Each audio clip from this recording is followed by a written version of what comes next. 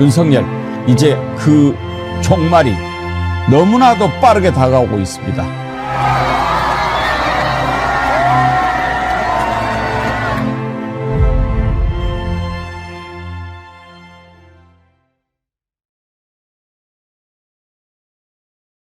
여러분 안녕하십니까? 백운기입니다.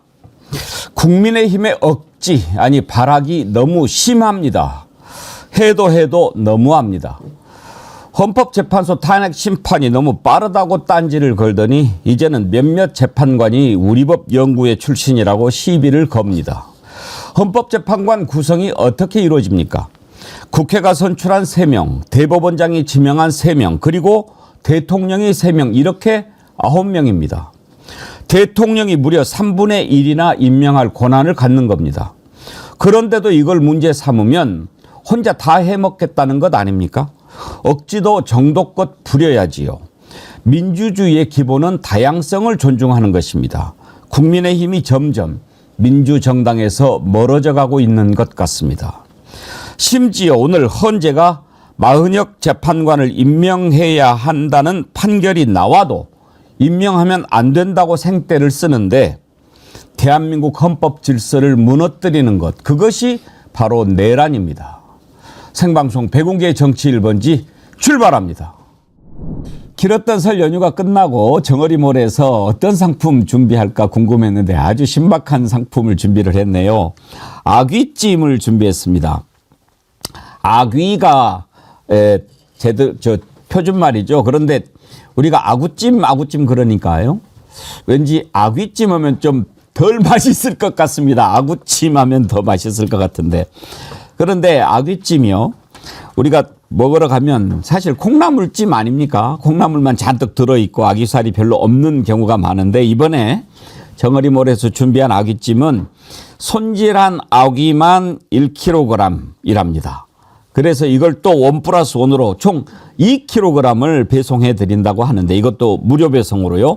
아귀살만 가지고도 배가 부를 것 같습니다. 집에서 바로 드실 수 있게 다 손질해서 아주 딱 여기에다가 마늘하고 참기름만 딱 해서 드시면 맛있게 드실 수 있을 것 같습니다. 시원하고 칼칼하고 쫀득한, 특히 또 이 아귀가요, 지금이 제철이라네요. 예, 제철 음식입니다. 많이 드시고 스트레스 푸시고 건강 챙기시길 바라겠습니다.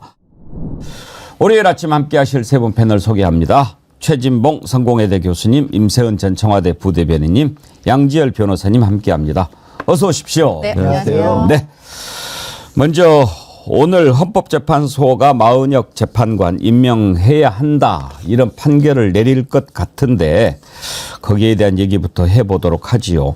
국무회의가 1시간 지연돼서 3시에 시작한다라고 하는데 아마 이 결과를 보고 뭐 좀 논의를 하고 그러려고 하는 것 아닌가 싶으네요. 최진봉 교수님. 네, 그렇게 보여집니다. 아무래도 이제 마은혁 재판관에 대해서 고난쟁의 심판은 받아들일 가능성이 거의 확실시된다고 볼 수 있을 겁니다. 왜냐하면 헌재 입장에서 봤을 때 이게 무슨 판단을 내린 주체, 즉 국회에서 결의를 해서 넘어온 아니기 때문에 합의는 이미 이루어졌다고 보는 거예요. 합의라고 하는 개념이 두 당, 예를 들면 국민의힘과 민주당이 반드시 합의를 해야 되냐? 그건 아닙니다. 예를 들면 국회법에 의해서 과반수에 의해서 통과되면 그게 합의된 걸로 보는 거예요. 합의라고 하는 게 반대가 있다고 해서 소수정당이 예컨대 반대를 끝까지 하면 그걸 못하느냐? 그건 말이 안 되는 거거든요. 그래서 결국 국회에서 통과돼서 넘어온 3명 중에 1명을 임의대로 임명하지 않는 건 문제가 분명히 있는 거죠. 그건 국회의 권한을 침해했다고밖에 볼 수 없어요. 그런 차원에서 본다고 하면 저는 뭐 법적으로 문제 없이 헌법재판소 지난번에 변론할 때도 보면 대체로 그런 문제들이 집중적으로 논의가 됐었어요. 왜 국회에서 3명을 다 통과시켰는데 1명에 대해서 임명을 안 하냐 이 질문을 했었고 그 질문에 대해서 대답하는 것이 설득력이 없었기 때문에 저는 고난쟁의 심판에서 이번에 이제 판결이 이렇게 나올 거라고 저는 보고요. 그렇게 되면 최상목 입장에서 과연 그걸 받아들이지 않는다? 그거는 결국 헌재의 반헌법적인 어떤 태도에 대한 심판을 무시하는 행동이 되는 거니까 그건 제가 볼 때 상상하기 좀 어려운 부분이다. 물론 본인이 그렇게 할 수는 있겠지만 그렇게 됐을 때는 본인에 대한 비난과 비판을 피할 수 없기 때문에 아마도 헌재의 결정을 기다려보고 그 결정을 보고 국무회에서 자기도 면피하는 거 아니겠습니까?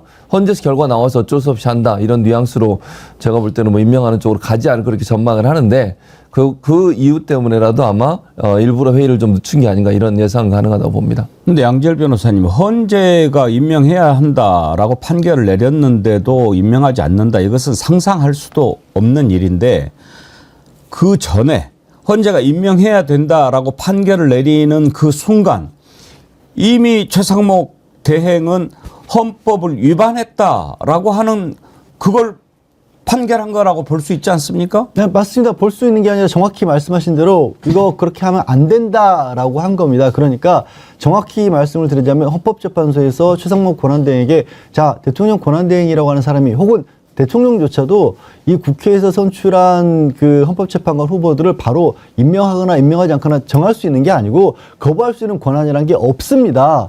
그러니까 당신이 임명이라고 하는 것은 오로지 법 절차에서 형식적으로 주어진 절차를 수행하는 거지 그 임명장에 도장을 찍고 안 찍고를 결정할 수 있는 권한이 없다라고 얘기를 하는데 그렇게 결정을 하는 권한에 대해서 또 그 결정마저도 못 받아들이겠다라는 거 내지는 그거를 사실 지금 저는 국무회의 시간을 늦추는 게 만약에 헌법재판소의 결정에 대해서 가타부타 왈가왈부 논의를 하겠다 이것부터가 잘못된 거예요.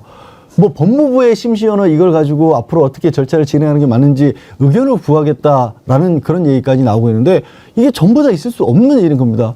그냥 이거는 그냥 민간인이면 법원에서 재판을 결정을 내렸는데 뭐 민사소송이든 형사재판이 됐든지 판결을 내렸는데 잠깐만요 판사님 저 그거 받아들일지 말지 좀 생각해 볼게요 라고 얘기하는 거거든요.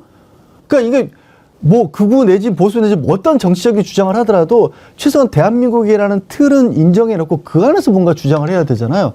그 틀을 다 부정하고 있는 겁니다. 그 틀을 부정하다가 그 틀을 받아들이지 않고 지금 뇌란죄로 이 현직 대통령이 구속돼서 재판을 받게 되는데 그것 때문에 권한대행을 맡은 사람이 또 헌법질서 구체적으로 사법기관을 다 부정하는 일을 할 수도 있다라는 식의 얘기들을 하고 있는 거예요. 저는 너무 어처구니가 없이 보고 있어요. 법조인 수사는 특히. 그러니까 지금 이게 최상목 대행이 지난번에 마은혁 재판관 임명을 하지 않음으로써 헌법 정신을 위반했다라고 지금 탄핵 소추를 해서 헌법재판소가 판결을 하는 게 아니고 이게 권한쟁의 심판이지 않습니까? 국회에서 선출한 3명 대통령이 임명하게 돼 있는 거고 그걸 무조건 최상목 대행이 임명을 해야 되는데 두 사람만 하고 안 했지 않습니까? 네. 이것은 국가기관 간의 권한이 서로 이렇게 정해져 있는데 그걸 어겼으니 이걸 제대로 판결해달라라는 권한쟁의 심판이고 거기에서 이제 나온 것이라 그렇지만 어찌됐든 헌법에 이렇게 하게끔 돼 있는데 그걸 안 했기 때문에 만약에 오늘 마은혁 재판관 임명해야 된다라고 하는 결과가 나온다면 그건 곧 최상목 대행이 지난번에 헌법을 위반했다라고 하는 것을 인정하는 결과가 아니냐 이거예요. 그러면 맞습니다. 탄핵 사유가 되는 거 아닙니까? 그 순간에 바로 그거는 명백한 헌법 위반이 되는 겁니다. 말씀하신 것처럼요. 오늘 결정을 아마도 저는 마은혁 재판관 임명해라고 결정이 나올 것 같은데 말씀하신 것처럼 당신한테는 그거를 생각하고 거부하고 할 수 있는 권한이 없어. 그럼 무조건 임명해야 되는 거야 라는 결정을 했는데 그 결정마저 안 받아들이면 이번에는 이제는 헌법재판소의 결정마저도 국가기관의 결정마저도 또 위반하는 거예요. 말씀드린 것처럼 그거를 생각해 볼게요 하는 순간 위헌입니다. 그건 국회에서 저는 그 지경이 되면 바로 직권남용, 그러니까 위헌이기 때문에 탄핵 소추해야 되고요. 직무유기가 될 수도 있는 겁니다. 이거는 사실 저는 헌법재판소의 결정이 나는 순간 자동으로 임명이 되는 걸로 간주해야 된다라고 그렇게 헌법재판소에서 입장을 밝혀주기를 바랬었습니다. 왜냐하면 권한쟁의의 성질상 말씀드린 것처럼 당신이 그걸 정할 수 있는 권한이 없어라고 하면 그냥 국회 추천으로 끝나는 건데 그래도 헌법재판소에서는 지금 삼권 분립이 있고 그거를 절차적으로는 어쨌든 대통령이 임명을 하도록 돼 있으니까 그 고정적인 절차 정해진 순서만 거치게 돼 있는 거지 거기서 가타부터 당신 의견이 들어갈 틈이 없다라고 명백하게 얘기하는데 또 내 생각을 한번 해보겠습니다. 이러면 저는 이 상황에서는 물론 이제 민주당에서는 이걸 미리 얘기하고 있지는 않습니다. 당연히 그래야 되고요. 하지만 뭐 분명한 위헌이고 위법이고 탄핵소 취해야 되고 동시에 직무유기로 형사 책임까지 져야 될 상황이라고 봅니다. 아니 우길 걸 우겨야죠. 요즘에 우리 국민들 헌법 공부를 아주 많이 하게 됩니다. 그전에는 헌법 그냥 1조 1항 정도 2항까지만 알았는데 오늘 아침에 헌법 제111조를 찬찬히 들여다봤어요. 헌법재판소 관련된 조항입니다. 거기에 보면 헌법재판소는 법관의 자격을 가진 구인의 재판관으로 구성하며 재판관은 대통령이 임명한다 이렇게 돼 있는데 제2항의 재판관 중 3인은 국회에서 선출하는 자를 3인은 대법원장이 지명하는 자를 임명한다. 이렇게 돼 있어요. 그러니까 대통령이 다 임명한다가 아니고 그 임명은 임명장을 준다죠. 대통령이니까. 그렇지만 9인의 재판관으로 구성하는데 그 재판관 중에 3인은 국회에서 선출하는 자를 3인은 대법원장이 지명하는 자를 임명한다. 그냥 형식 임명장만 주면 되는 거란 말이에요. 그게 대통령의 권한이라고 볼 수가 없는 거죠. 이걸 가지고 따져보자라고 하는 거 아닙니까? 임세현 대변인님. 맞습니다. 그러니까 쉽게 설명을 드리면 총선이나 뭐 선거에서 어느 누구가 이긴 거예요. 그러면 선관위원장이 임명장을 줍니다. 당신 당선됐습니다. 그렇다고 선관위원장한테 이 사람을 뭐 임명해라 하는 권한이 있는 게 아니잖아요. 쉽게 생각하면. 그러면은 모든 국회의원들이 선관위원장 임명한 겁니까? 아닙니다. 기계적으로 도장만 딱딱딱 찍는 일을 대행이 하라고 있는 거예요. 저는 이거 심각한 직권남용이라고 봅니다. 그리고 자꾸 여야 합의를 이야기하는데 애초에 계엄 전, 탄핵 전에 마은혁 재판관을 포함한 3명이 이미 여야 합의가 된 사항이에요. 그래서 대행은 혹은 대통령은 관련해서 국회에서 올라온 것에 대해서 그냥 기계적으로 도장만 꽝 찍어라. 그 역할입니다. 그런데 자기가 왜 무슨 근거와 무슨 권한으로 이 사람은 된다 안 된다라고 결정을 합니까? 전 지난번에 마은혁 재판관만 쏙 빼는 것도 무슨 아이스크림집 가게 가서 골라 먹게 하는 거 아니잖아요. 다 임명을 하던가 아니면 뭐 절차에 하자가 있다고 아니면 다 임명 안 하던가 둘 중에 하나여야 되는 건데 다 임명하는 것도 말이 안 됩니다. 애초부터 틀린 거고요. 그러면 애초 입법부에 나온 결과를 여야가 합의해야 한다면 그럼 선거가 왜 필요합니까? 그렇게 기계적으로 할 거면요. 국회에서 민주당, 야당의 다수석을 몰아준 것이 국민의 의중이고 국민 선택인 겁니다. 그러면 소수 여당을 동등한 권리를 주면 투표를 왜 하는 거예요? 기계적으로 할 거면. 그거 자체가 좀 말이 안 되는 것이고 심각한 상권 분립 훼손입니다. 만약에 이번에 마은혁 재판관에 대해서 만약에 임명을 안 한다는 그런 말도 안 되고 비상식적인 일을 하게 된다면 이미 박찬대 원내대표가 이미 경고를 했습니다. 비상한 결단을 할 것이다라는 경고를 했기 때문에요. 앞으로 좀 지켜봐야 될 것 같습니다. 송경숙님, 최상목 참 나쁜 사람입니다. 탄핵합시다. 김은숙님, 내란 우두머리 권한 대행일 뿐이다. 이렇게 비판하셨는데 원점으로 아이디 쓰시는 분은 헌재가 절대 권력이냐 이런 질문을 또 주셨어요. 이 부분은 한번 짚어볼게요. 최진봉 교수님. 예. 원점으로 아이디 쓰시는 분 같이 생각하실 수 있죠. 왜 헌재가 다 그러면 결정하냐. 지금 저는 이분이 뭔가 그러니까 논점을 좀 잘 못 잡은 것 같은데 헌재가 절대 권력이라 우리가 거기에 따르자 하는 것이 아니지 않습니까? 그렇죠. 그러니까 뭐냐면 헌재는 뭘 하는 곳이냐면 헌법을 해석해 주는 기관이에요. 그러니까 이분이 뭔가 오해를 하시는 것 같은데 요즘 왜냐하면 국민의힘이나 이 보수 진영에서 막 헌재를 흔들고 있잖아요. 그것도 대단히 정말 부적절한 행동이라고 생각이 드는데 헌법재판소는 헌법의 의미와 뜻을 의견이 다를 때 또는 거기에 대해서 충돌이 있어가지고 의견을 물어올 때 그 헌법이 어떤 의미다 하는 부분을 판단해 주는 곳이에요. 그게 최고의 의결 기관이죠. 왜냐하면 헌법에 대해서 의견이 다를 수도 있고 왜냐하면 법이라고 하는 게 모든 걸 일일이 구체적으로 다 적진 않잖아요. 적힌 부분에 대해서 서로 다른 의견이 있을 때 헌법재판소에서 이건 이렇고 저건 저렇습니다라고 판단해 주는 곳이에요. 그리고 헌법재판관들은 최소 거의 한 30년 이상의 판사의 경력을 갖고 계신 분들이에요. 그리고 공정성을 지키기 위해서 각각 다른 기관에서 추천을 받는 것이고요. 그러니까 윤석열 대통령이 아니니까요. 지금은 최상목은 추천받은 기관에서 추천하는 사람들을 임명하기만 하면 되는 거예요. 그게 공정성을 담보하기 위해서 이렇게 만들어 놓고 안전장치를 만들어 놓은 겁니다. 그리고 헌재는 9명의 구성원 중에 6명이 의견을 모으는 곳에 결정을 내리게 만들어 놨어요. 그것도 안전장치 중에 하나예요. 헌재가 절대적이라는 개념의 문제가 아니고 헌재는 그래서 어떤 의견들이 충돌될 때 다양한 의견들의 목소리를 반영할 수 있는 기구로 만들어졌고 그중에도 6명 이상이 찬성할 때만 결정을 내리도록 함으로써 공정성을 담보해놨어요. 거기에 오신 분들은 최소 30년 정도의 재판사의 경력을 갖고 계신 분들이고요. 이 정도로 안전장치를 만들어놨기 때문에 거기가 절대적으로 얘기하는 게 아니고 어떤 사안에 대한 결정권을 갖도록 거기에 이름해 놓은 거예요. 만약에 의견이 충돌되는데 어느 누구도 판단을 못한다. 그럼 어떻게 하겠습니까? 어느 기관은 판단해야 하는데 그게 한 사람이 아니고 독재적인 상황을 갖고 있는 사람들이 아니고 다양한 의견들이 들어올 수 있는 추천 단위와 6명 이상의 동의라고 하는 것이 공정성을 담보해 주기 때문에 그 권위가 인정되는 겁니다. 그리고 6명 이상의 동의를 얻기 위해서 반드시 9명이라는 완성체가 있어야 되는 것이고요.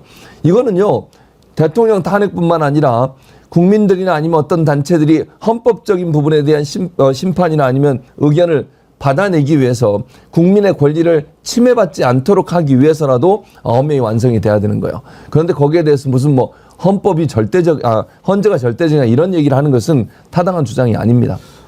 원점으로님 이해가 되셨습니까? 그러니까 헌재가 절대 권력이다. 헌재가 최고다. 꼭 이런 차원이 아니고요. 예를 들어서 우리가 어떤 그 범죄자에 대한 재판을 할 때 1심, 2심 그리고 대법원 최종심까지 가지 않습니까? 그래서 이렇게 유죄가 확정이 되면 그 사람은 이제 형을 살아야 하는 것 아닙니까? 만약에 나는 그런 질서도 받아들이기 싫어. 왜? 나는 내가 저지른 게 죄라고 생각하지 않기 때문에 이렇게 해버린다면 대한민국의 기본 질서가 어떻게 유지가 되겠습니까? 이건 이렇게 해서 여기에다가 맡겨둬서 여기서 판결한 걸 따르기로 하자. 이런 약속을 하고 살아가는 것이 민주주의 기본 아닙니까? 그래서 이렇게 권한 간에 뭔가 또 서로 의견이 다르고 그럴 때는 헌법재판소라고 하는 기관에다가 물어봐서 그걸 따르기로 하자. 이렇게 약속을 하고 사는 겁니다. 기본 약속이 있고 그 약속을 지키는 것이 기본적으로 살아가는 것 아닙니까? 그런데 그걸 무시하면 그건 그 공동체에 함께 살 자격이 없는 것이죠. 그런데 지금 그렇게 하고 있는 자가 있습니다. 누굽니까? 윤석열입니다. 윤석열은 모든 걸 다 인정하지 않겠다는 것 아닙니까? 자기가 내란을 저질렀잖아요. 그랬는데도 이건 뭐 계엄 선포, 뭐 계몽이다 뭐 말도 아닌 얘기를 하지 않습니까? 그러면서 그러니까 그렇게 본인이 나 죄 지었습니다. 벌 주세요 하는 사람이 얼마나 되겠습니까? 10명에 1명도 안 될 겁니다. 다 자기가 이것 때문에 어쨌느니 저쨌느니 하고 그래서 변호인도 선임하고 그러는 것 아니겠습니까? 그렇지만 법질서라고 하는 것 그 안에서 이건 이렇게 됐고 이러므로 이렇게 됐다라고 하면 거기에 따라야죠. 그걸 따르지 않으면 이 나라에 살 자격이 없는 거죠. 공동체 구성원이 될 자격이 없는 것 아닙니까? 원점으로님이 잘못했다는 말씀이 아니고 이렇게 생각하는 분도 있을 거예요. 왜 헌재가 절대 권력이길래 뭐 헌재가 다 해야 되냐. 그 말씀이 아니다 이겁니다. 그건 약속이니까 그 약속을 지키면서 살아야 공동체가 유지가 된다 이 말이 옳시다. 그런데 지금 속보가 떴는데요. 헌법재판소가 권한쟁의 선고일 변경 가능성을 검토하고 있다 이렇게 떴네요. 양절 변호사님. 오늘 안 할 수도 있다는 얘기인데. 네, 그렇습니다. 이거는 뭐 헌법재판소 내부에서 어떤 논의 때문에 이 선고일 변경을 가능할 수도 있다 이런 얘기를 했는지는 모르겠습니다만 전부 다 저는 아직까지는 그렇게 보고 있어요. 가능성 모두를 다 열어두고 있다. 그리고 헌법재판소에 만약에 이제 뭐 추상무 권한대행 측의 변호인단이 새로운 주장을 했는데 그 부분에 대해서도 우리가 결정문 내에는 반영을 하지 못한 부분이 있다. 그러니 이 부분까지도 우리가 반영을 하겠다.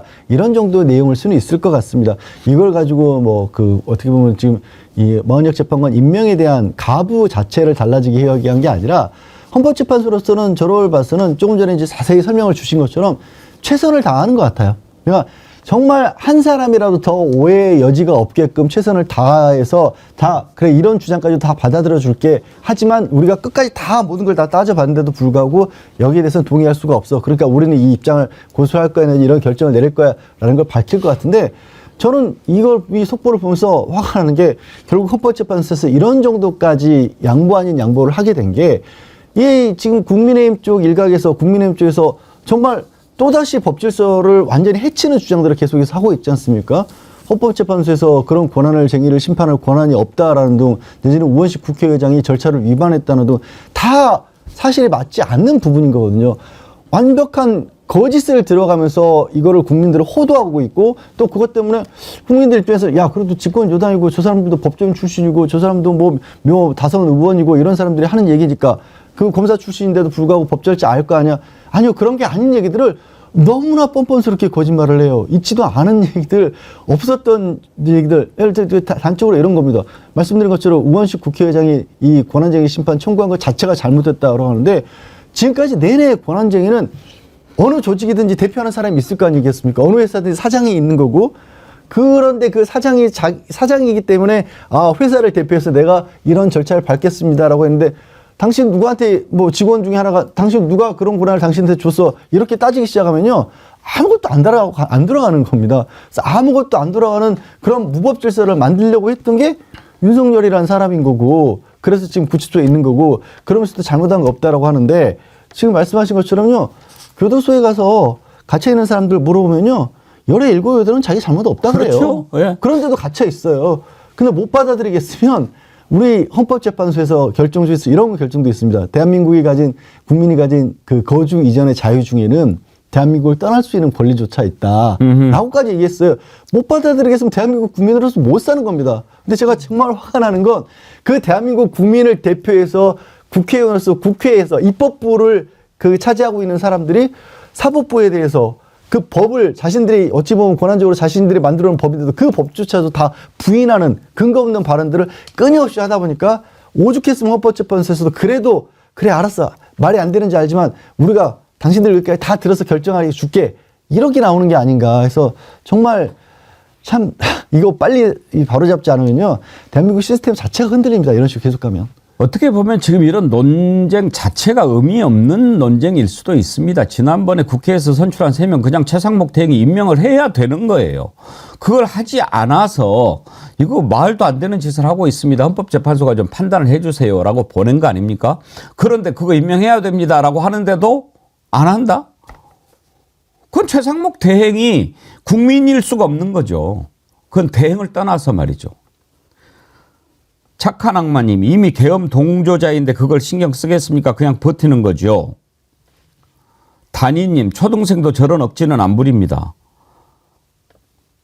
부산이대인님 권한대행 왜 그런지 아세요? 그 사람은 선서를 안 했거든요. 헌법을 준수하고 어쩌고 하는 선서.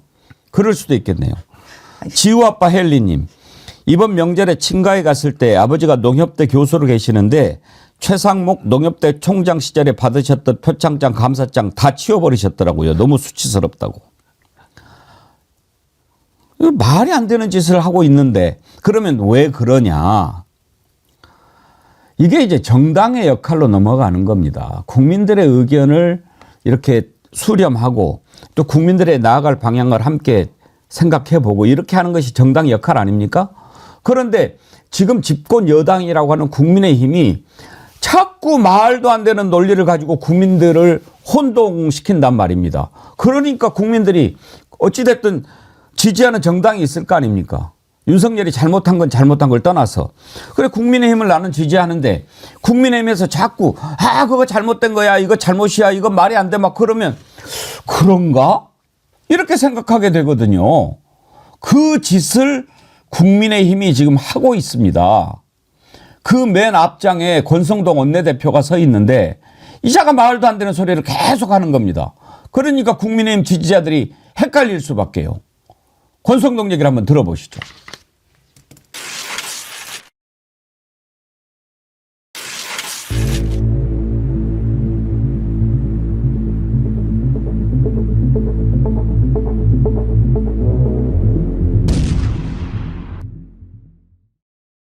헌재가 위헌적인 권한쟁의 심판을 가사 인용하더라도 최상목 대행은 마흔작 후보자 임명을 거부해야 합니다.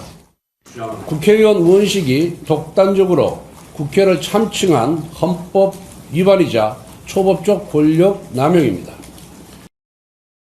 임세현 대변인님, 법을 어기라고 지금 여당 원내대표가 대행한테 얘기를 하고 있는 겁니다. 너무 황당한 주장을 하고 있는 건데요. 지금 그래도 권성동도 법률가 출신인데 어떻게 이렇게 위헌적인 일을 조장하는지 모르겠습니다. 그러니까 일부의 극우, 태극기 모독 세력을 비롯한 일부의 그런 지지자들의 의견만 듣고 저렇게 말을 하는 것 같은데요. 우리나라 법치 국가라는 것을 계속 무시하는 일을 집권 여당이라고 하는 대표가 저렇게 말을 하고 있는 게 저는 납득이 안 됩니다. 그러니까 윤석열이 되게 나쁜 것은 그동안 나쁜 짓도 많이 했지만 이렇게 위법적이고 위헌적인 일을 사회 곳곳에 심어놨다는 게 문제라고 전 봐요. 지금 윤석열이 했던 것이 영장도 거부하고 탄핵도 거부하고 지금 재판도 거부하고 그러고 있는 상황 아닙니까? 근데 지금 우리나라가 역사상 이런 적이 있었나요? 어떻게 사법부에서 나온 영장을 거부하고 탄핵을 거부하고 이 모든 적법적인 절차를 거부한 일이 그동안 있었습니까?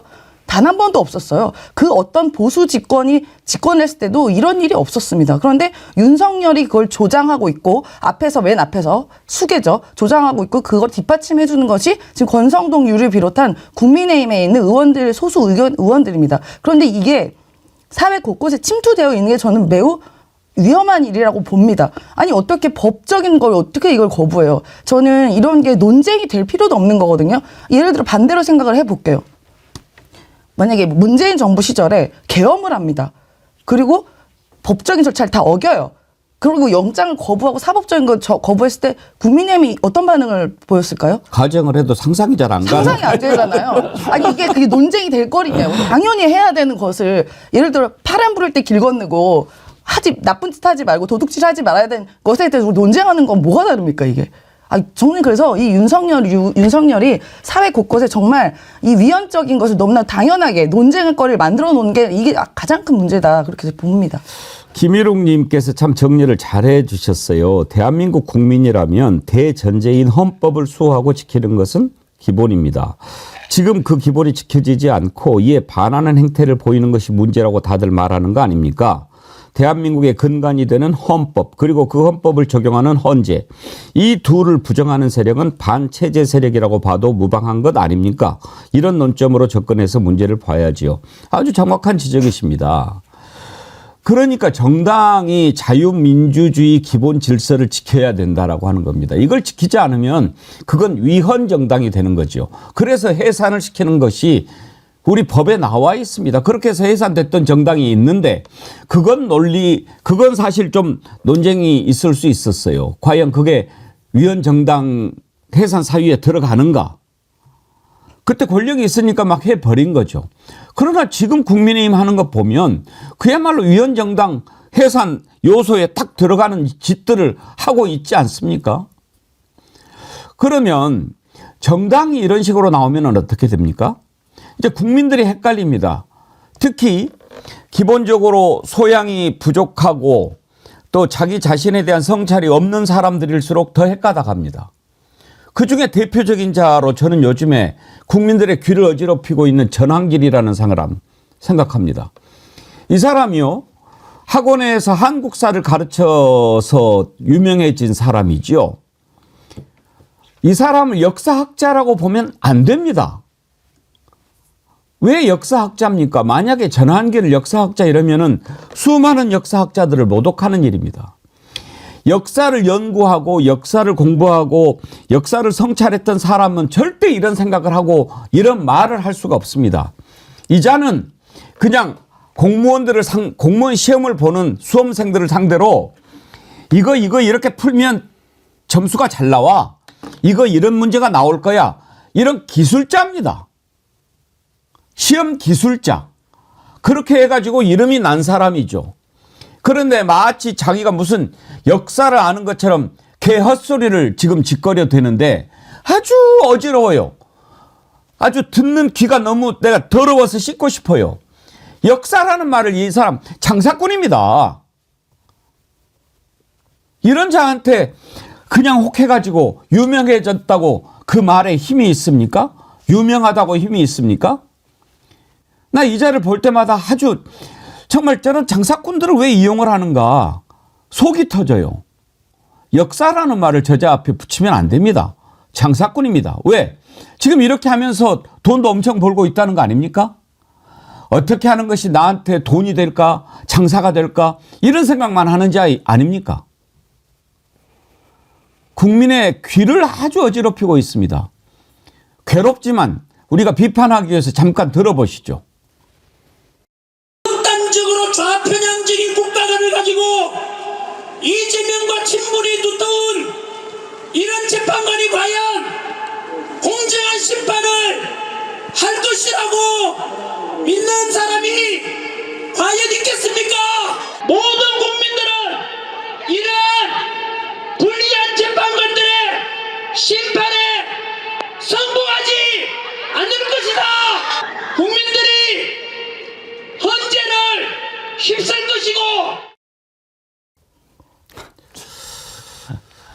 저는 장사치가 떠드는 소리에 또 사람들이 현혹돼 가지고 말이죠. 근데 지금 저 부분은 아주 위험한 표현 아닙니까? 최진봉 교수님. 헌재를 휩쓸 것이고. 내란 선동이라니까요. 내란 선동이에요. 저런 말을 어떻게 저렇게 사람들이 모인 데서 극우 세력들의 말과 전혀 다르지 않아요. 똑같아요. 지금까지 뭐 정광훈 씨를 비롯한 그 극우 세력들이 했던 말들과 일맥상통하고 지금 뭐 소위 윤석열 변호인단이 했던 말과 뭐가 다릅니까? 헌재를 흔드는 거잖아요. 헌재를 흔드는 이유는 뭐겠습니까? 헌재에서 윤석열 파면이라고 하는 결정이 나오면 불복하겠다는 거 아닙니까? 빌드업하고 있는 거예요. 저런 사람이 한국사를 가르쳤고 그 밑에서 한국사를 배웠다는 사람들은 대체 한국사에 뭐 그런 현대사도 있을 거 아닙니까? 한국사를 가르친 게 아니라니까요. 네. 정말 저거를 우리가 알아야 됩니다. 저자가 한국사를 가르쳤다고 생각하니까 혼돈스러운 거예요. 역사를 아는 사람이 어떻게 저런 얘기를 할 수 있을까 우리가 놀라는 거잖아요. 저자는 역사를 가르친 게 아니라 시험 문제에 이번에는 이게 나올 거야. 이번에는 이런 것들이 나올 거야. 이걸 잘 풀려면 이렇게 해야 돼 하는 기술자란 말이에요. 교수님 그렇지 않습니까? 맞아요. 저자가 무슨 역사를 가르쳤습니까? 그러니까 학자는 학자라고 할 수가 없는 거죠. 저 사람은 전문적으로 연구하는 사람이 아니라 시험에서 어떻게 하면 점수를 잘 받을지를 가르치는 그런 능력을 갖고 있는 사람이죠. TRN님 역사를 왜곡시키는 약장수 전환기를 약장수 아닙니까? 그러니까 그 역할을 했던 사람이에요. 근데 저 사람이 나와서 하는 말들을 들어보면 그 수준도 안 된다고 저는 생각해. 저런 사람은 그런 일을 해서도 안 된다고 봐요. 아니 지금까지 예를 들어서 했던 발언들을 보면요. 아니 이게는 이 사람이 정말 제대로 된 정신을 갖고 있는 사람 저런 얘기를 할 수 있을까라는 의문이 들어요. 헌법재판소를 완전히 부인하고 헌재 재판관들을 막 공격하기 시작하는데 헌재 재판관들을 공격하는 이유도 너무나 황당한 얘기예요. 누구랑 뭐 사법연수원 동기다. 누구랑 뭐 SNS를 소통을 했다. 누구 뭐 동생인가요? 누나 언니인가요? 또는 뭐 남편이 무슨 일을 했다. 이게 뭔 소리입니까 대체? 그게 국민의힘이나 아니면 극우 세력들이 주장하는 내용이잖아요. 그러면서 헌재를 자꾸 흔들고 있는데 거기에 부안해동을 해가지고 그걸 더 강조하고 그래가지고 결국은 헌재 결정을 불복하겠다는 빌드업하는 거잖아요. 이게 뭐하는 행동? 이거는 완전히 우리나라의 헌법 체계를 무시하는 거고 법 체계를 무시하고 무법천지를 만들겠다는 거예요. 헌재를 무시한다는 것은 법을 무시하고 무력이나 어떤 완력을 이용해서 자기들이 원하는 걸 성취하겠다는 거 아닙니까? 이게 뭡니까 대체? 이건 공산주의보다 더 무서운 거예요. 저런 행동을 하고 저런 말을 하는 사람은 내란 선동 세력입니다. 저는 저 사람 법의 심판대에 세워야 된다고 생각해요. 예. 어떻게 국민들을 선동을 해가지고 헌재 결정 나오면 헌재를 대항해서 싸우라고 얘기하고 이게 정광호와 뭐가 다릅니까 대체. 저런 말들을 서슴없이 저렇게 와서 얘기하는 사람 도저히 납득이 안 되고요. 저는 저런 사람들은 법적 처벌을 반드시 받아야 된다고 봅니다. 역사학자 중에도 극우학자는 있을 수 있어요. 뭐 공부하다가 뭐 그쪽 방향으로 빠져가지고 그걸만 연구하면 또 그렇게 될 수 있죠. 그건 학자라고 부를 수 있습니다. 그러나 양질 변호사님, 저런 자가 학자면, 역사학자면 되게 뭐라고 그러죠? 뭐 파리도 공룡이다 뭐 그러던가. 다리도 세다. 파리도 세다. 네. 진짜 예, 파리조차도 아까울 정도이고요. 그러니까 지금 말씀하신 부분들이 딱 들어맞는 게 저 사람이 하는 말에 근거가 없어요. 본인도 근거를 안 됩니다. 그리고 심지어 이제 선관위의 부정선거 의혹을 마치 사실인 것처럼 얘기를 하면서 선관위 직원들이 그럼 우리가 얘기를 해서 보여주겠다. 그것도 거부를 해요. 아예 들을 생각도 안 하는 거예요. 그렇기 때문에 공부를 하는 사람이라는 말 자체를 아예 갖다 붙일 수조차도 없고요. 오로지 하나 저 사람의 어떻게 보면 그냥 말빨이라고 그냥 그렇게 표현을 쓰겠습니다. 말빨이 힘을 받는 건 그냥 조금 유명세를 얻었다라는 것밖에 없습니다. 돈을 많이 벌어서 자기 말대로 학원에서 60억 벌었다면서요. 대한민국에서 1년에 60억 버는 사람이 한두 사람 뭐 보통 사람이에요? 그거 하나밖에 없어요. 그런데 그거를 근거로 해서 자기의 억지 주장을 펼치고 있고 그거를 또 국민의힘이라는 곳에서 정치적으로 또 이용을 하고 있는 거고 저 사람도 거기에 또 같이 어떻게 보면 힘을 받아서 이용하고 있는 건데요. 이게 저는 또 따지고 보면 국민의힘이 지금의 어떤 상황을 극복해 나가는 방면으로 바라보고 있는 것이 저는 사실 요즘에 이제 극우란 말도 써서는 안 되는 것 같아요. 하다못해 극우라는 표현조차도 대한민국이라는 체제 안에서 극우라는 게 있는데 이 사람들은 아예 대한민국 자체를 부정해 버리잖아요. 그 뭐라고 해야 될지 좀 굉장히 뭐 그냥 내란 세력이라 불러야 될지 그런 세력들의 목소리에 국민의힘이 적어도 아직까지도 집권 여당이 귀를 기울이고 그 사람을 통해서 이 위기를 극복해 나갈 것처럼 착각하고 있는 것으로 보입니다. 그런 사람들의 목소리를 내고 있으니까 일부 여론조사 보니까 여론조사도 괜찮은 것 같아. 그러니까 앞으로도 저 사람들을 의존해가지고 우리는 계속 같이 나가야 될 것 같아. 그래? 전한길 저 사람 또 유명한 사람이라고 하니까 근거도 없지만 어쨌든 떠들어대니까 말 잘하네. 뭐 학원에서 또 학생들 가르치던 사람이니까 그걸로 밥먹고 사는 사람 말 잘하네. 뭐 무대 세우자. 이러고 있거든요. 네, 화는 나지만 저는 그래서 물론 아까 말씀하신 것처럼 여전히 보수 내지는 국민의힘을 지지하는 사람들도 있을 수 있지만 오히려 대다수의 상식적인 국민들은 저런 주장, 저런 목소리를 계속해서 국민의힘이 내서 더 보수 괴멸의 길로 스스로 가고 있는 것 같아요. 이거는 이렇게 해서는 자기들은 박근혜 탄핵 때 너무 일찍 수긍을 해서 우리가 오히려 더 어떻게 보면 손해를 봤다라고 착각하고 있는 것 같은데요. 아니요, 지금이 더 큰 손해 내지는 지금이 참 대한민국으로서는 다행히도 잘못된 생각하는 사람들이 다 없어질 수 있는 기회를 저자들이 만들고 있는 것 같습니다. 정봉주님, 시험문제 기술자 전한길, 김여유당님, 요약 정리만 하는 강사, 나한수님, 역사 사기꾼, 체스키 크롬로프님, 시험장사, 리틀보이님, 똥 누면서 듣고 있는데 저놈 입부터 닦아줘야겠습니다. 정필성님, 저 사람은 역적학자입니다. 정리 끝. 물론 전한길 이 사람이 내가 역사학자다 이렇게 얘기한 적은 없을 거예요. 뭐 본인도 자기 주제를 아니까. 그런데 이제 한국사 강사 이렇게 소개하니까 많은 사람들이 그러니까 이제 저 자가 뱉어내는 그런 말들을 듣는 일부 지지자들이 야, 저 사람 역사를 아는 사람이잖아. 역사 강사인데 역사 얼마나 많이 알겠어. 그런데 저런 사람이 그런 얘기를 하니까 뭔가 좀 역사적으로 일리가 있지 않겠어. 이렇게 생각할 수 있다라고 하는 거죠. 그런 점에서 저자는 역사학자가 아니고 역사를 가지고 장사하는 사람이다라고 하는 것을 우리가 알고 들어야 헷갈리지 않는다 이 말이 옳시다. 그렇지 않습니까? 본인 스스로도 그렇게 밝혔어요. 이 사람은 그냥 돈벌이에 미친 유튜버다. 전 그렇게 정리를 하고 싶고요. 어떻게 이야기했냐면 수업 시간에도 본인이 국가의 이익과 개인의 이익이 충돌하면 무슨 이익이 중요한지 아냐. 개인의 이익이 중요하다. 그러면서 인간의 신념보다 이익을 우선시한다. 현실 직시해라. 이런 말도 본인이 했습니다. 지금 딱 현실을 보니까 본인이 극우적인 발언을 하고 선동을 하면 지금 돈벌이가 되니까 지금 저렇게 하는 거거든요. 그래서 2주 만에 구독자 70만 명이 100만 명을 돌파했습니다.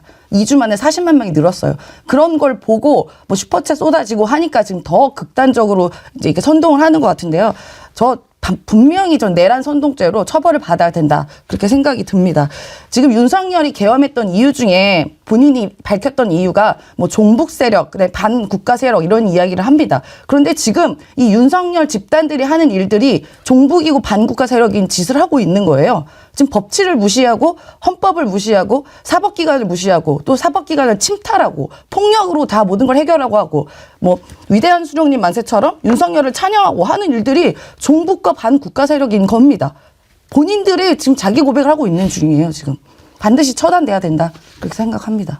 헌법재판소가 오늘 선고를 할지 어떨지 모르겠습니다만 일단 이런 입장을 오늘 밝혔습니다. 헌법재판소 공보관이요. 오늘 브리핑에서 만약에 최상목 대행이 결정을 따르지 않으면 어떻게 됩니까? 그러니까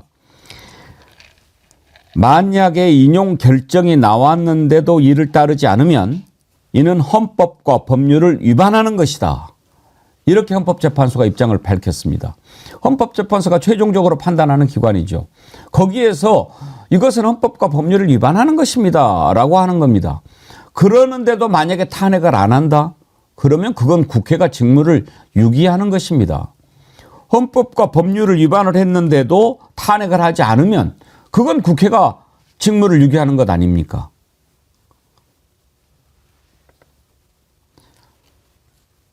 오늘 오후 2시에 지금 예정대로 진행할지 아직 평의에서 검토하고 있다라고 하는데 오늘 2시에 그러니까 국무회의도 2시로 잡혀 있는데 아마 논의할 시간을 떠나서 2시에 헌재 선고 결과를 보고 3시에 국무회의에서 이제 발표를 할 그런 것으로 보입니다만 최상목 대행 절대로 헌법과 법률을 위반하는 그런 판단해서는 안 됩니다. 지금 최상목 대행 사실 탄핵했어도 진작 했어야 되죠. 지난번 계엄 국무회의도 아닌 것 거기에 참석했던 자들은 다 사실 탄핵해야 합니다.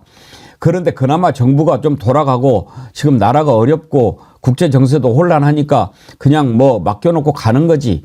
저런 자들을 믿을 수가 있어서 우리가 놔두는 겁니까? 그건 아니잖아요. 그리고 민주당 입장에서도 참 난감하지요.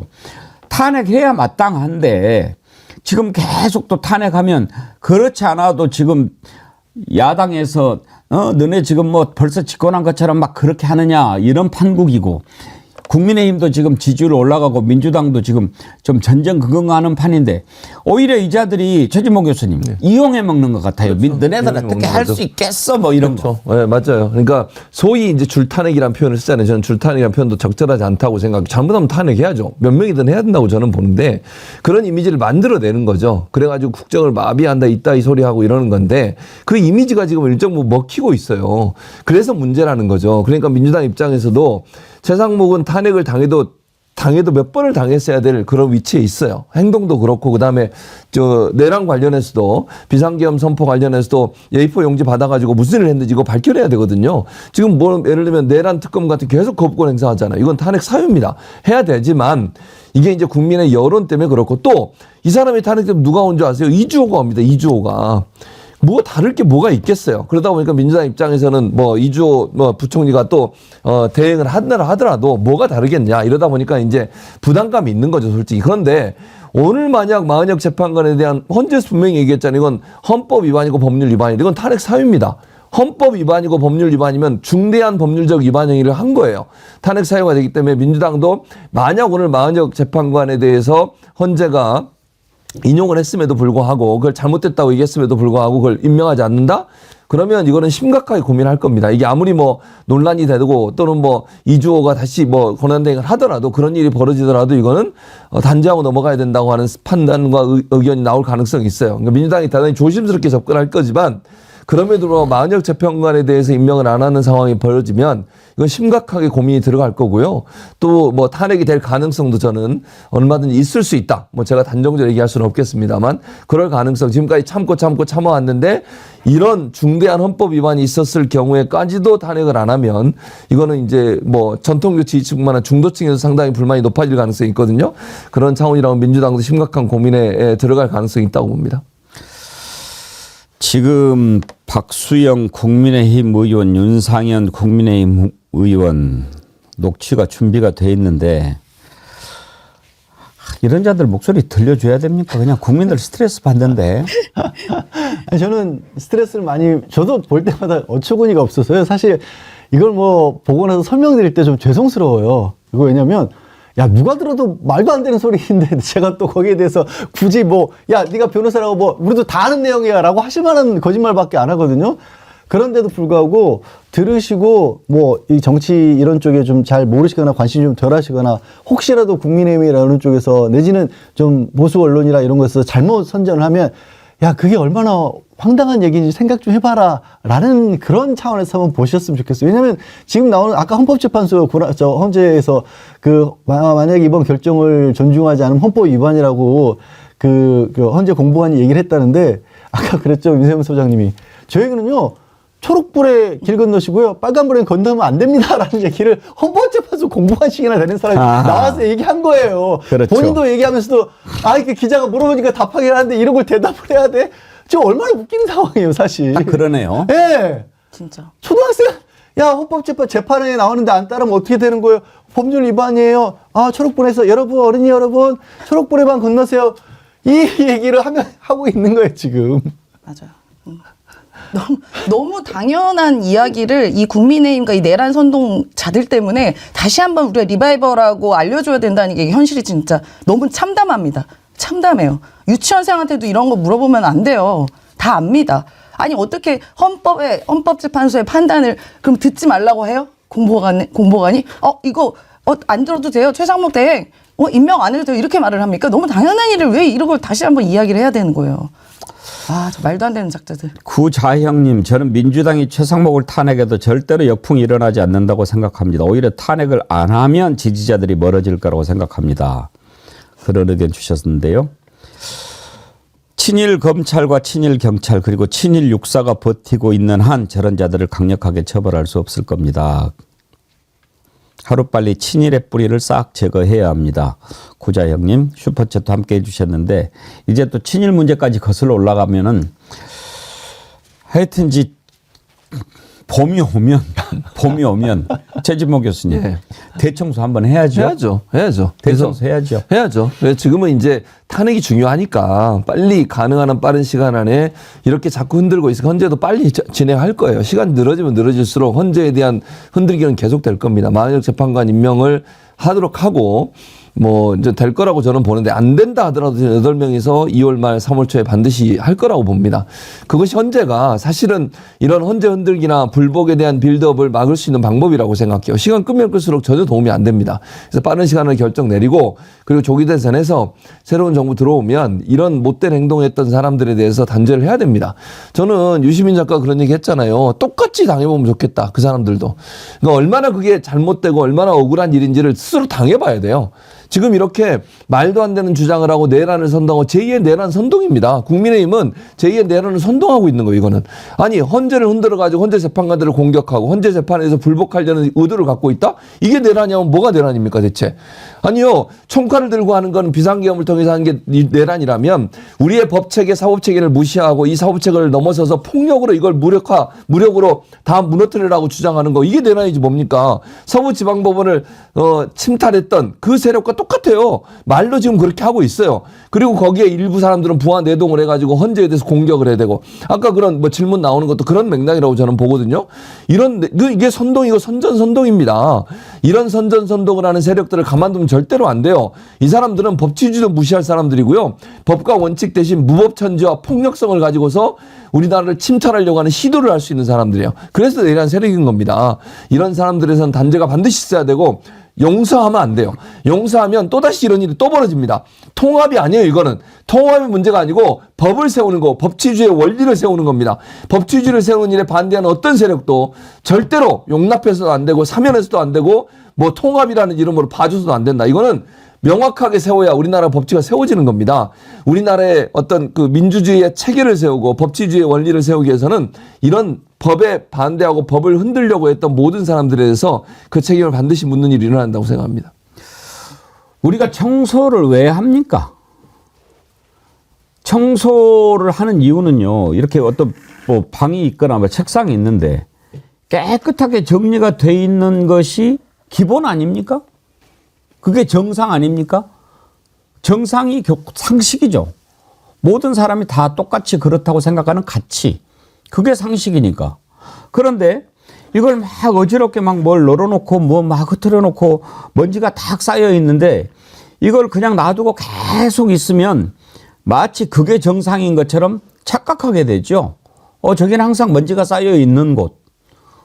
그게 비정상인데 그걸 정상인 것처럼 착각하는 거예요. 그러니까 항상 수시로 깨끗이 쓸고 닦고 청소를 해야 되는데 지금 이게 자꾸 비정상을 계속 이야기를 하다 보니까 사람들이 뭐가 정상인지 정상이 아닌지 헷갈리게 되는 거죠.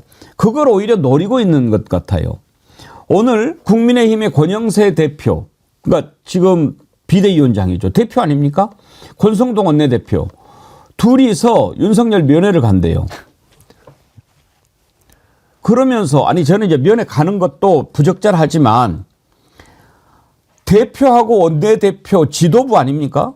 가는데 뭐라고 이야기하냐면 이게 지도부 차원의 방문이 아니라고 그래요. 이게 말입니까? 방구입니까? 이 그야말로 이게 국민들을 이건 정말 개, 돼지 취급하는 거 아닙니까?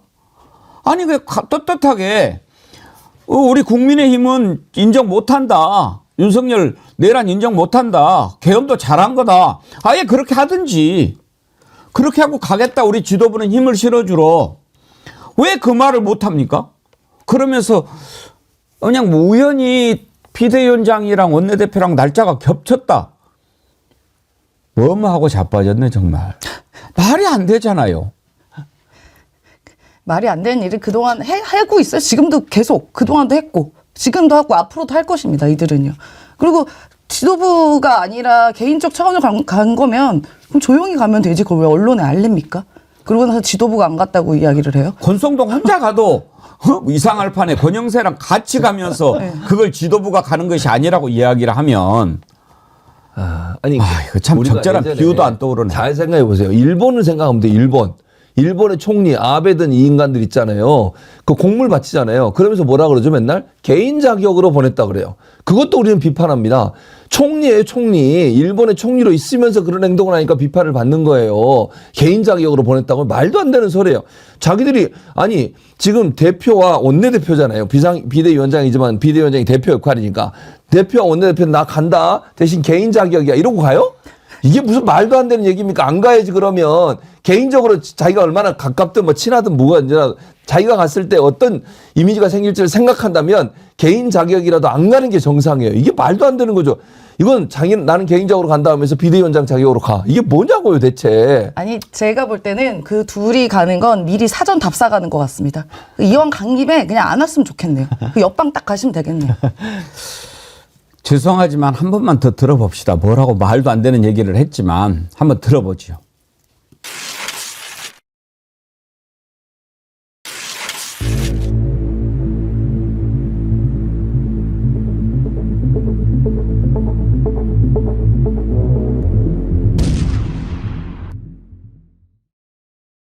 친구가 어려운 상황에 처했을 때 가서 위로하고 격려하는 것은 인간으로서의 당연한 도리다. 비대위원장도 대학 시절부터 선후배로서 그 이후에 검사 생활을 통해서 또 깊은 그런 인간관계를 갖고 있거든요. 정치적 상상하는 건 자유이지만은 또 뭐 그에 따른 정치적 불이익이 있을 수도 있지만은 저는 인간적 도리를 하는 것이 저는 정치의 본분이다. 이렇게 뭐 지도부 차원에서 무슨 지금 대통령과 어떤 뭐 탄핵 심판이라든가 또 뭐 형사재판에 관련돼서 우리가 그렇게 논의할 사항이 있는 건 아니지 않습니까? 양재열 변호사님, 저게 어떤 문제가 있냐면 그냥 어디 고향에서 개업하고 있는 변호사가 찾아간다면 그건 개인적이죠. 네. 그렇지만 지금 공당에 네. 그것도 여당의 원내대표 아닙니까? 네. 그 원내대표가 이렇게 가면서 인간적 도리 얘기하면 그러면 국민적 도리는 어디 갔습니까?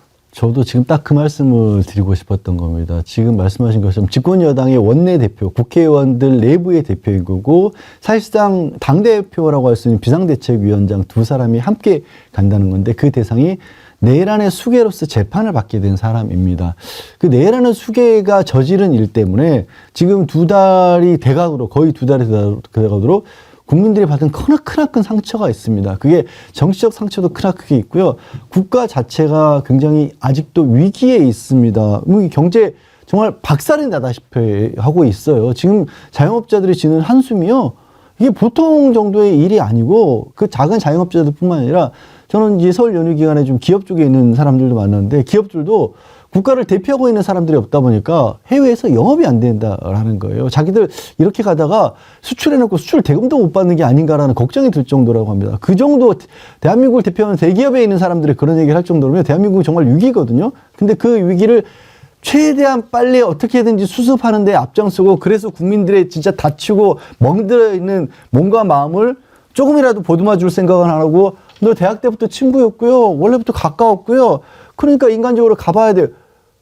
그럴 거면 국회의원 자리에 왜 있을까요? 왜 국민을 대표한다라고 저 자리에 가 있을까요? 그냥 그러면 저런 얘기를 하고 싶으면 원내대표에서 내려오고 비대위원장 내려오고 아니요 국회의원 배지도 버리고 저는 친구가 이 감옥관 마당에 저 공당에서 지금 정치한답시고 못 있겠습니다. 저 그냥 사인으로서 가렵니다. 그러면 차라리 저는 그 응원해 줄게요. 맞아요. 예, 그게 아니잖아요. 지금 저 사람들이 해야 될 정말로 거가. 인간적인 도리로 가려면 내가 안 가볼 수는 없고 지금 공당의 대표로 있으니까 참 가기는 그렇고 그러면 내가 정말 친구된 도리를 하기 위해서 대표 직원을 내려놓고 내가 인간적으로 가서 면회하겠다. 그렇게 하면 그건 좀 정신이 밝힌 소리네. 그렇게 받아들일 수 있을 것 같네요. 네, 그러니까요. 국민의 세금 받으면서 저렇게 내란 수괴한테 같이 동조하는 행위 자체도 저는 이것도 내란 선동인 것 같습니다. 그러니까 일부의 아주 한 줌도 안 되는 그 지지 세력을 보고 저렇게 이른바 그러니까 양다리 걸치는 행보를 하고 있는데요. 그래도 민망하니까 뭐 개인 자격이라고 이야기를 하는데요. 국민 보기 민망하지 않습니까? 인간적 도리를 이야기하는데 국민에 대한 도리는 어디 갔나요? 자기들이 한 짓이 내란 선동 함께 동조했는데 국민에 대한 도리는 어디 가고 윤석열에 대한 이 내란 수계에 대한 도리만 챙깁니까? 그리고 뭐 친구한테 뭐 그러는 거 안 하냐 얘기하는데 아니 저는요 이 집단들이 집단을 실성한 것 같아요. 아니 왜 대통령을 친구라고 생각하죠 다들? 그러니까 권성동도 그렇고 그다음에 김상훈도 그렇고 뭐만 얘기하면 친구 자꾸 얘기하는데 뭐 그 전에 대통령이었던 윤석열에 대해서 그렇게 친구처럼 만만하게 생각한 거 아닙니까? 저는 윤석열이 기분 나빠야 된다고 봅니다. 여러 가지로. 저런 생각을 갖고 운영을 했어요. 당과 국정을. L22님, 인간적 도리를 하기 전에 먼저 인간이 좀 되라. 어? 민주당의 박지원 의원은요, 그러면 차라리 국민의힘 당사를 서울 구치소로 옮겨라. 어? 이렇게 얘기합니다. 이거를요, 그러면 왜 저렇게 말도 안 되는 변명을 해가면서 가려고 하는 걸까? 최진봉 교수님. 네. 뭘 얻으려고 하는 것 같습니까? 제가 볼 때 이제 극우 세력들의 지지를 좀 얻고 싶은 것 같아요. 그러니까 지난번에 요즘 이제 약간 여론조사 결과들이 조정 국면을 좀 겪고 있는 것 같더라고요. 그러니까 제대로 여론조사를 조금씩 하고 있는 것 같아요. 그러다 보니까 이 그 극우 세력들의 지지를 얻어가지고 그걸 통해서 뭔가 모색을 해보려는 시도라고 보는데 대단히 잘못된 시도예요. 그러니까 예전에 약간 이제 그 전에 나왔던 추세로 본다고 하면 국민의힘이 상승하는 그런 곡선을 보이는 여론조사 결과들이 일부 여론조사는 조사 내용도 문제가 있지만 극우 세력들이 결집해서 그런 양상을 보이고 있지 않습니까? 근데 지금의 중도를 잡으려는 생각은 거의 안 하는 것 같아요. 그렇게 가지고 생존이 어렵다고 생각하는지 극우 세력들의 결집을 통해서 어떻게든지 이 탄핵을 막아보겠다는 시도라고 저는 보거든요. 그러니까 원리와 원칙과 법치로 보면 탄핵을 막을 수 없어요. 지금 상황에서는. 헌재도 거의 뭐 저는 제 개인적인 판단이지만 거의 대부분의 헌재 재판관들, 그 심지어 윤석열이 추천하고 임명한 사람들마저도 내란에 대해서 이건 분명히 뭐 문제가 있다고 판단한 걸로 보여지거든요. 질문 내용만 보면. 그렇다고 하면 제가 볼 때는 이걸 헌법적인 방법이나 법치주의 방법으로 막을 수 없으니 다른 방법으로 좀 막아보고 시간을 좀 끌어보겠다는 시도다. 그러기 위해서 윤석열을 정점으로 해서 극우 세력들을 뭉치고 있는데 거기에 숟가락 하나 얹겠다는 거예요. 근데 그건 정말로 자폭한 행동입니다. 이거는 절대 도움이 안 돼요. 이 사람들이요, 눈앞에 있는 것만 보는 거예요, 당장. 그리고 권성동 보세요. 본인 지역구, 거기는 그냥 거의 보수가 대부분 다 당선되는 곳이에요. 자기 정치적 그 이해관계 따져서 저러는 거 아닙니까, 대체? 수도권이나 이런 데 있으면 저렇게 할 수 있을까요, 대체? 저는 그런 생각도 들고. 그래서 권성동이나 아니면 권영세나 이런 사람들이 일단 검찰 출신의 윤석열 대통령 만드는데 가장 혁혁한 공을 세운 사람들이잖아요. 그런 부분도 있겠지만 극우 세력들을 결집을 해서 얼마 남지 않은 이 권력마저도 유지해 보겠다고 하는 시도. 그래서 탄핵을 가능한 한 늦춰가지고 본인들의 정치적 이해관계를 좀 완성시켜 보겠다. 이런 시도로 보여지기 때문에 너무 꼼수라고 저는 보고 이 꼼수는 절대 통하지 않는다. 헌재가 이것 때문에 흔들리지도 않을 것이고요. 극우가 아무리 준동한다 한들 정상적인 생각을 갖고 있는 많은 우리나라 국민들은 이 사람들에게 절대로 넘어가지 않을 거다. 저는 그렇게 생각합니다. 국민의힘의 김재섭 의원도요. 이렇게 가면 국민의힘의 공식 입장인 것처럼 비춰질 거 아니냐. 단호하게 반대한다. 어떻게 개인적인 차원이라고 얘기하냐. 그렇게 얘기하면서 임기 중에는 참모로서 듣기 좋은 소리만 하다가 대통령이 구속되고 나서야 새삼스럽게 인간적 도리를 다하기 위해서 대통령을 만나는 거는 비겁하지 않냐. 정치인 이전에 인간 대 인간의 관계가 중요하다고 생각하고 뭐 친구가 어려운 상황에 처했을 때 가서 위로하고 격려하는 인간으로서 당연한 도리 뭐 그런 이야기를 했는데 거기에 대해서 지금 이렇게 비판을 하는 겁니다. 인간적 도리를 왜 이런 식으로 이제서야 하냐. 임세현 대변인님. 인간이 아닌 것 같아요. 그러니까 아까 우리 구독자분이 잘 설명하셨네요. 인간적 도리 전에 인간부터 되라고 한 말이 전 그게 딱 정답인 것 같습니다. 뭐 김재서 의원이 아무래도 뭐 당내에서는 소신파로 불리워져서 어쨌든 저런 목소리를 내는데요. 저런 분들이 많아져야 됩니다. 국민의힘도요. 그래야지 위헌정당으로 해산되지 않을 겁니다. 그나마. 좀 뭐 말을 할 때 국민들이 생각하기에 아 그럴 수 있겠네 좀 이런 느낌이 들게 하면 좋은데 왜 저 집단이 저렇게 돼버렸는지 모르겠어요. 오죽하면 국회의원이 아니고 요원을 끄집어내라고 했다라고 말을 한다든지 뭐 그렇게 하면 국민들이 믿을 거라고 생각할까요? 그래서 저는 되게 화는 나지만 한편으로는 진짜 봄 청소하기에 딱 맞게 우리 이제 서울 지났으니까 진짜 이제 뱀회이지 않습니까? 뱀이 허물을 벗으려면 그동안 쌓여있던 껍질이 어떤 것들을 다 여실하게 드러내는 거 아니겠습니까? 가짜 껍질이 어떤 건지를 국민들에게 여실하게 보여주고 있는 것 같습니다.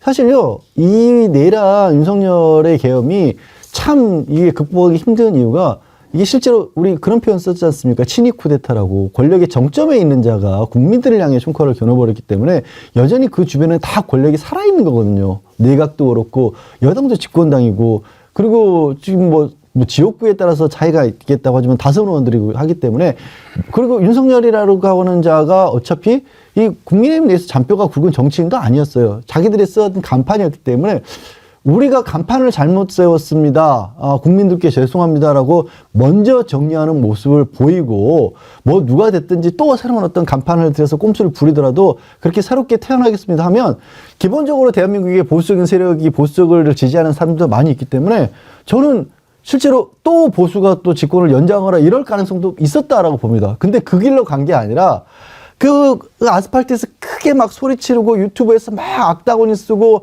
일단 당장한 목소리를 크게 내는 것처럼 보이고 당장 지지율에 영향을 끼치는 것처럼 보이는 그런 사람들을 붙잡는 쪽에 선택을 해버린 거예요. 그리고 아까도 잠깐 말씀드린 것처럼 우리가 박근혜에 힘들었던 게 박근혜를 버렸기 때문에 힘들었다라는 식의 판단을 한 것 같습니다. 그래서 한편으로는 화는 나지만 다행이에요. 그 가짜 보수 내지는 대한민국의 벗어버려야 될 허물들이 고스란히 드러나고 있고 여전히 보수라는 이름으로 그 사람들을 지지하는 분들도 있겠지만 대부분 그 항상 얘기하지만 선거 때 중요한 어떤 판단하는 건 전체 국민입니다. 뭐 중도층 이렇게 가리키는 게 아니라 전체 국민은요 그렇게 어리석지 않아요. 그럴 수가 없습니다. 대한민국은 항상 올바른 길로 갔었습니다. 그래서 오히려 저자들이 저런 모습을 보여서 짜증나고 화나지만 대한민국이 저는 다시 태어나는 길로 가는 것 같아요. 정말 오늘이 입춘 아닙니까? 이번 봄은 좀 다 좀 정리가 되고 정말 좀 깨끗하게 하늘도 좀 맑고 그렇게 새로운 봄이 좀 됐으면 좋겠습니다. 한 가지 더 짚어보고 마치지요. 이제 조기 대선이 현실로 다가오고 있지 않습니까? 요즘에 길을 다니면서 보면 좀 황당한 플래카드를 보는데 한동훈을 지지하는 모임에서 무슨 플래카드를 걸었더라고요. 그러면서 뭐 내란 계엄 반대 1호인가? 뭐 이렇게 하면서 한동훈을 지지합니다라고 하는데 출마야 자유지요. 그리고 지지하는 것도 자유인데 다만 그런 생각은 해봤으면 좋겠어요. 한동훈이 어떤 사람입니까? 왜 한동훈입니까? 윤석열한테 그렇게 당해놓고도 한동훈을 얘기를 한다. 왜 윤석열이 이렇게 됐습니까? 정치 정자도 모르는 자를 그냥 헷가닥 해가지고 그냥 순간적으로 잘못 판단해서 오늘날 나라를 이렇게 뒤로 후퇴시키지 않았습니까? 그 윤석열이 만든 한동훈 아닙니까? 막판에 조금 이제 사이가 싫어졌다고 한동훈이 갑자기 의인이 되는 겁니까? 그런데 이제 조기 대선이 다가오니까 막 이런저런 얘기가 나오고 좀 제가 또 보기에 웃긴 사람 몇 명 더 있는데 홍준표 시장도 그렇고 이준석 개혁신당 의원도 그래요. 뭐 올해 이제 자기가 나이가 40이 되니까 대통령 선거 나서겠다라고 하는데 좋다 이거예요. 근데 지금이 그럴 타이밍인가 하는 생각을 좀 해보게 되는 거거든요. 이거 한번 짧게 다뤄보도록 하지요. 이준석 의원이 어제 기자회견 했죠. 한번 들어보시죠. 오늘 저는 대한민국을 위해서, 대한민국 미래를 위해서 가장 앞장서는 퍼스트 펭귄이 되겠다고 선언하겠습니다. 존 F 케네디는 43살에 미국의 지도자가 되어서 사람을 달에 보냈습니다. 마찬가지로 43살의 토니 블레어는 영국의 수상이 되어 제3의 길을 제시했습니다. 46살의 빌 클린턴은 걸프 전쟁을 승리로 이끈 현직 부시 대통령을 꺾고 IT를 중심으로 미국의 중흥기를 이끌었습니다. 46살의 버락 오바마는 흑인 최초로 미국의 대통령이 되었습니다. 변화는 과감한 세대 교체와 함께 일어나는 겁니다. 이들을 부러워할 만 할 것이 아니라 대한민국도 과감하게 세대의 전환과 구도 전환을 해야 됩니다. 저들이 한 것을 우리가 못할 이유가 뭡니까? 사실상 대선 출마 선언 아닙니까? 그런데 다들 43, 46이었구만. 그러면 그때까지 기다리겠다는 겁니까? 그리고 꼭 뭐 미국만 갖다 댑니까? 우리나라에 이미 40대 기술원이 등장했던 때가 있지 않습니까? 최진봉 교수님. 네, 있었죠. 나이 가지고 정치하는 거는 아니죠. 전혀 아니죠. 그러니까 무엇이 중요한디예요. 한마디로 얘기하면 나이 얘기만 지금 계속 하고 있잖아요. 40대가 나와야 되는데 자기가 40대 쓰니까 뭐 40대 무조건 나와야 돼요? 40대들 다 나와 그러면 대선에. 저 40대입니다. 아 그러니까 나오셔도 될 것 네. 같네. 아, 난 임세현. 저 40대입니다. 임세현 대변인 나가면 내가 좀 지지해 볼 생각입니다. 뭐 계속 40살인데 제가 43살입니다. 그리고 아니, 그러니까 이준석은 자기가 지금 대선 출마할 게 아니라 윤석열 대통령 만든 일에 대해서 사과부터 하세요. 양두구육했다고 자기 입으로 직접 얘기했던 사람 아니에요. 윤석열을 얼마나 나쁜 사람인지 알면서도 그걸 가지고 팔고 있었던 사람이에요. 그 사람이 지금 와서 대선을 나오겠다는 게 말이 됩니까? 반성이나 하고 석고 대제해야 돼요. 윤석열 때문에 우리나라가 겪고 있는 이 고통을 생각하면 자기는 대선이 나가는 게 문제가 아니고 윤석열과 함께 무릎 꿇고 사과해야 돼요. 국민들 앞에. 내가 잘못했습니다. 나 때문에 국가가 이렇게 됐습니다. 내가 저 사람 양두구육 해가지고 이 모양 이 꼴로 만들었습니다. 국민 죄송합니다. 이 얘기를 해야지. 지금 40대 얘기하면서 나올 때입니까 지금? 그리고 또 하나. 그리고 나서 만든 개혁신당 똑바로 하나 아니 그거 하나도 제대로 못하면서 국회의원 3분 계시고 이러잖아요. 거기서도 싸우고 있어요, 지금 서로. 그러면서 무슨 대권을 나옵니까? 반성하세요. 아니 저는 이준석 지금 의원이 본인이 돕고 앞장섰던 사람이 다 대통령이 탄핵이 됐습니다. 그것에 대해서 본인이 이야기를 좀 해야 되지 않을까요? 지금 박근혜 키즈였죠. 박근혜 키즈였고 윤석열 그 당시 대표였습니다. 당대표. 본인이 이끌어서 그 사람들을 대통령을 만들었어요. 근데 다 탄핵되게 생기지 않았습니까? 그거부터 나 얘기를 했으면 좋겠고요. 그리고 계엄 당일에 담 안 탔습니다. 이준석. 시끄러 임마 이랬죠. 그냥 담 타라고 했으니까. 저도 이준석 대표한테 똑같이 말해드리고 싶네요. 시끄러 임마. 양재열 변호사님. 이준석 얘기하니까 시청률이 좀 떨어져요. 짧게 해주세요. 네, 알겠습니다. 저는요, 아닌 게 아니라 짧게 드리려고 했어요.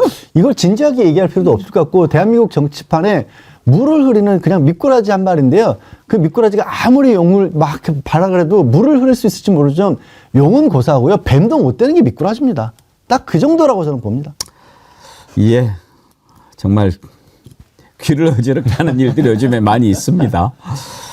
오늘 2부에서는요, 서울의 소리 백은종 대표님 모십니다. 두 가지 이유입니다. 하나는